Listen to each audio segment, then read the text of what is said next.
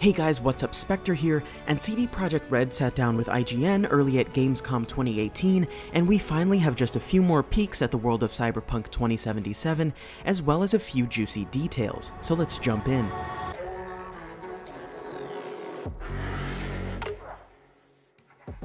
First off, we were treated to some new screenshots and given a few key details about each one.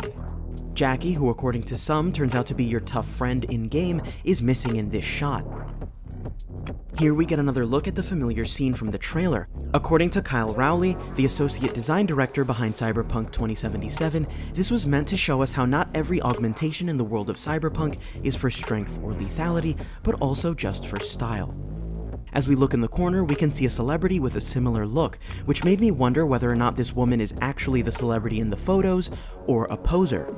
I talk more about posers in my Gangs of Cyberpunk video, which you can view by clicking in the top right now. But essentially, posers are people who augment themselves to look like a famous person, and even roam in gangs, which could be alluded to by the gun on her vanity. Another key shot is the Netrunner image. It's similar to this shot in the trailer.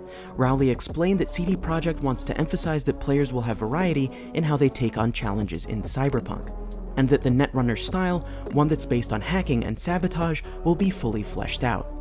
He also reiterated that players will never be locked into one class, but can mix playstyles together, blending solo, techie, and Netrunner to match their preference.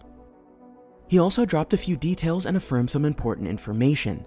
All NPCs will have scheduled lives and will not simply disappear when not on screen. You can follow NPCs around and watch them go throughout their own lives. There'll also be a dynamic weather system as well as the day-night cycle. The character creator will allow you to create an entire background story for your character as well as the game poses questions about your upbringing. And finally, they mentioned Psychosis, a psychotic and violent mental break brought on by using too many implants at once. It'll be used narratively, but may not be used in actual gameplay due to the issues and limitations that might present in terms of progression. CD Projekt also released some new screenshots online. The first of these, titled Any Last Words, shows off some more Militech hardware, as well as some boosters from Night City. The area in the background seems to be the residential sector, and you can also see some of the serious cybernetic hardware your enemies will be packing. Cranking up that cybertech another few notches, this screenshot titled Outnumbered but Not Outgunned shows off what I think is a cult booster gang. These boosters are part of an organization that seeks to become more machine than human, and it seems to be doing a hell of a good job at it. And witness accounts of the gameplay demo hint at us possibly working with them, so perhaps this is what happens if you choose to work against them instead. In our next shot, titled Shoot Through the Walls, we see Jackie again in quite the predicament.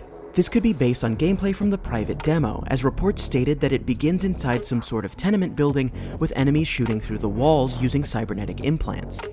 His gun also seems to be custom made to match his jewelry. Perhaps we'll be able to customize our own weapons to some extent in-game. And finally, we have a screenshot titled Your Chakras Off, Babe, in which Jackie is getting some much needed R&R. He seems to be getting acupuncture in a space that beautifully contrasts the cyberpunk dystopia that we're used to seeing. It's actually the background that caught my eye.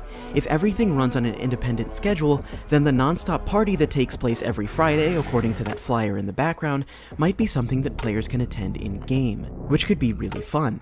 Next to the rave flyer, however, is one for a place called Below Deck, which could be some sort of VR cafe, a place where people can go to jack in and experience whatever they like.